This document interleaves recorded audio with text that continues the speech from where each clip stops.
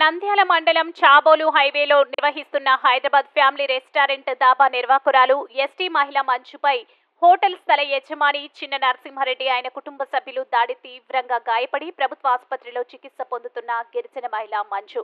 అగ్రకులానికి చెందిన దాబా స్థల యజమాని చిన్న నరసింహారెడ్డి కుటుంబ సభ్యులు అసభ్యకర పదజాలంతో దూషించి కట్టెతో మహిళపై దాడి. ఎవరికి చెప్పుకుంటావో చెప్పుకపో అంటూ ఎస్టీ మహిళను కులం పేరుతో దుర్భాషలాడిన స్థల యజమాని చిన్న నరసింహారెడ్డి. అనంతరం బాధిత మహిళ నంద్యాల ప్రభుత్వ ఆసుపత్రిలో గాయాలతో చికిత్స పొందుతున్న గిరిజన మహిళ మంజు పలుమార్లు పోలీసులకు చెప్పినా ప్రయోజనం లేకుండా పోయిందని ఆవేదన వ్యక్తం చేస్తున్న గిరిజన మహిళ పోలీస్ స్టేషన్ కు వెళ్లి తనపై దాడి చేసినా మళ్లీ తనపై తప్పుడు ఫిర్యాదు చేశారని మహిళ ఆవేదన వ్యక్తం చేశారు.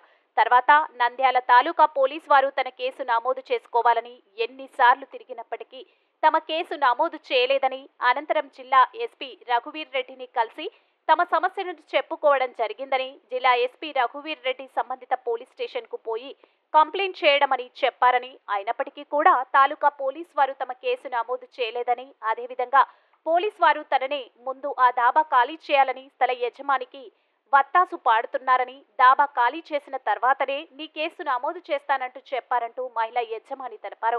కాబట్టే ఈ విషయాన్ని తనపై జరిగిన దాడి మీడియా దృష్టికి తెలియబరుస్తున్నాను అంటూ హోటల్ నిర్వాహకురాలు మంజు తెలిపారు. ఇప్పటికైనా పోలీసు ఉన్నతాధికారులు ఈ విషయంపై విచారణ జరిపించి తనకు న్యాయం చేయాలని విజ్ఞప్తి చేస్తున్నారు.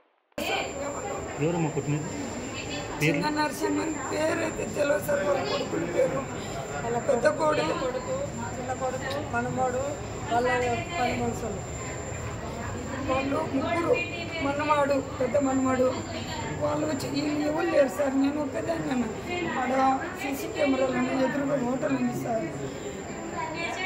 మార్నింగ్ దెబ్బ కొట్టి ఇంకా వాళ్ళు నాకంటే ముందుకు వచ్చి ఇక్కడికి జాయిన్ అయ్యారు సార్ హాస్పిటల్లో.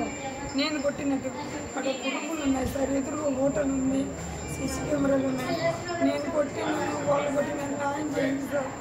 నాకైతే ఈ కొట్టేది పెట్టినారు సార్ వాళ్ళు. నేనేం తప్పు చేశాను ఇప్పటికీ ఇది 5వ సార్ నాకు కొట్టేబట్టి.